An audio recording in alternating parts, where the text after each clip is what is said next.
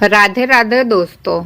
संत अच्युतानंद दास जी ने जो 600 वर्ष पूर्व भविष्यवाणी किए हैं, आज के वर्तमान समय में वह सत्य साबित हो रही है और कलयुग के अंत के समाप्त होने का विस्तार से उन्होंने विवरण दिया है और हम लोगों को सावधान किया है। तो आइए जानते हैं कलयुग के अंत के विषय में।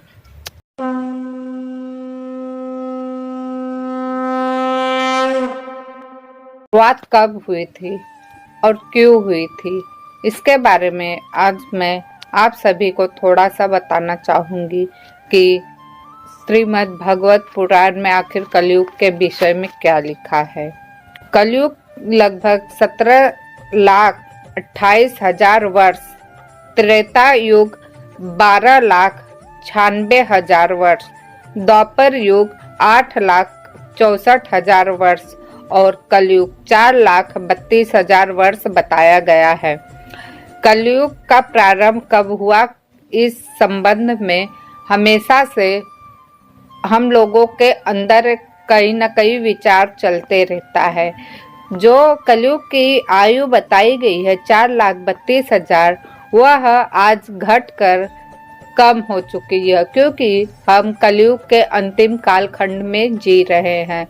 कलयुग समाप्त हो चुका है और सतयुग का मध्यकाल चल रहा है। इसीलिए अनेकों प्रकार से हमारे बीच आपदा आ रही है। राजा परीक्षित से जुड़ी कलयुग के प्रारंभ में संबंधित घटना के बारे में कहा गया है कि जब राजा परीक्षित एक दिन सैर पे निकले थे तो वहां पर एक ऋषभ अर्थात गाय को लियुक था। वह उसके पैरों को काट रहा था। 3 पैर उसने काट चुका था, चौथा काटने जा रहा था। तभी वहां पर राजा परीक्षित पहुंचे और उन्होंने कहा कि आखिर ये ऋषभ को क्यों मार रहे हो। कलयुग कहता है कि यह मेरा युग शुरुआत हो चुका है। तो परीक्षित बहुत हैरान हुए।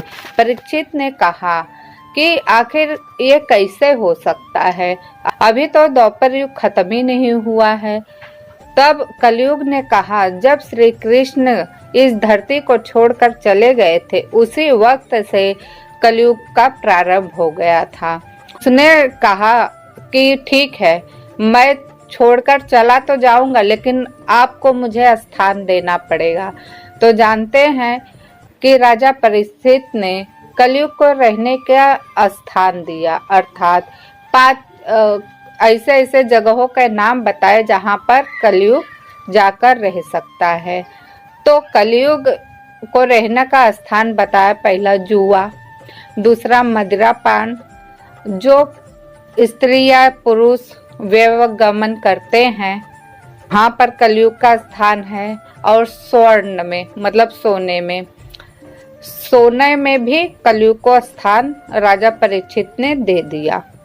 और जहाँ पे झूठ बोला जाता है वहां पर, तो इन 5 जगहों पर कलयुग को राजा परीक्षित ने स्थान दिया। और परीक्षित ने कहा कि इस स्थान पे तुम रह सकते हो। यह कहकर जब परीक्षित अपने घर पर आए तो उन्हें जो मुकुट पहना था, कर जरासंध को मारा हुआ था, उसके बाद वह मुकुट वहां पर रखा गया था।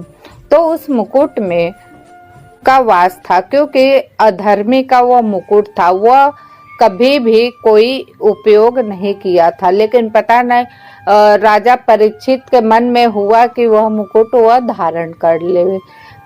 जैसे ही उसने वह मुकुट अपने मस्तिष्क पर धारण किया, उसी समय कलयुग ने राजा परीक्षित के मुकुट में वास कर लिया, क्योंकि वह मुकुट अधर्मी का था। इसलिए कहा गया है कि अधर्म से दूर रहे, हमेशा सत्य मार्ग पर चलते रहें, वरना हमारे साथ भी वही होगा जो राजा परीक्षित के साथ हुआ। आखिर अच्युतानंद दास जी ने बताया है कि कलयुग में इंसान को भगवत पुराण अवश्य पढ़ना चाहिए। अगर वह नहीं पढ़ पा रहा है तो किसी न किसी के माध्यम से अवश्य जानकारी ले और भक्ति के मार्ग को अपनाए। तो आइए जानते हैं श्रीमद् भगवत पुराण के अनुसार कलयुग के अंत के समय में धर्म के 4 पैर बताए हुए हैं। इन 4 पैर में से 3 पैर इस वक्त समाप्त हो चुका है और चौथा पैर बाकी है, क्योंकि जिस दिन वो चौथा पैर समाप्त हो जाएगा फिर शासन तंत्र हो या सामाजिक तंत्र, हर तरफ धर्म का बोलबाला होगा। ये आप लोग ध्यान रखिए। धर्म के लिए कहीं स्थान नहीं रह जाएगा। हर तरफ पाप और अधर्म अपनी चरम सीमा पर होगी। ऐसी स्थिति जब समाज में दिखने लगे तब कलयुग का अंत समय चल रहा है, ये आप लोग समझ जाना। के अंत समय में धर्म के 4 पैर कट जाएंगे। मनुष्य समाज को अपने द्वारा किए गए हर एक पाप और कुकर्म के फल को भोगना ही पड़ेगा। जो समय रहते समझ जाएगा, जो सच्चे भक्त होंगे उन्हें पाप और पुण्य का ज्ञात होगा। वजह से वह श्री हरि को प्राप्त करेंगे और भक्तों को हरि के चरणों में आश्रय प्राप्त होगा। वर्तमान में मनुष्य समाज में सचेतन का अभाव है, अर्थात उनकी चेतना नहीं जागृत हो रही है। मनुष्य समाज स्वयं अपने विनाश को आमने बुला रहा है। आज प्रकृति में तेजी से परिवर्तन हो रहा है। में वर्षा हो रही है, अर्थात जहाँ का अर्थ है रेगिस्तान। कुछ समय के पश्चात बर्फ पिघलकर प्रकृति और तेजी से परिवर्तन होगी।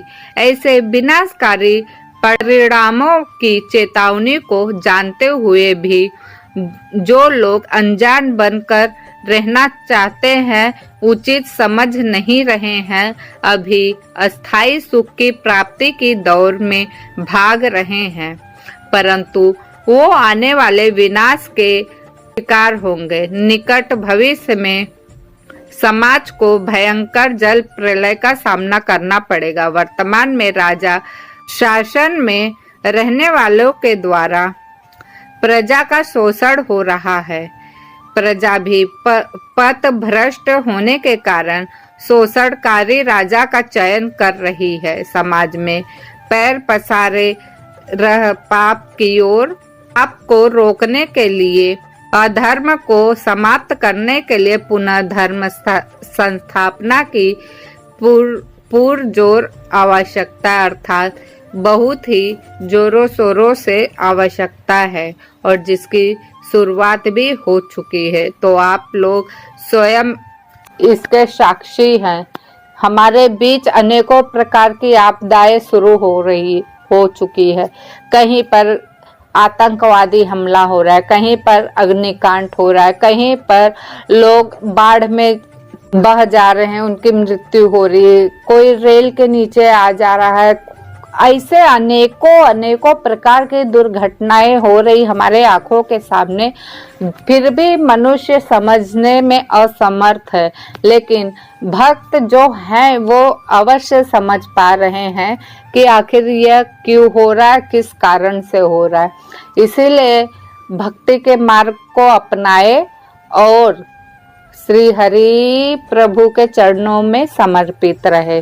तो यह जानकारी आप सबको कैसी लगी हमें कमेंट में अवश्य बताएं और लाइक शेयर सब्सक्राइब अवश्य करिए। और फिर मिलूंगी ऐसे ही जानकारी के साथ, तब तक के लिए धन्यवाद। जय श्री कृष्ण, जय जगन्नाथ, जय पंच।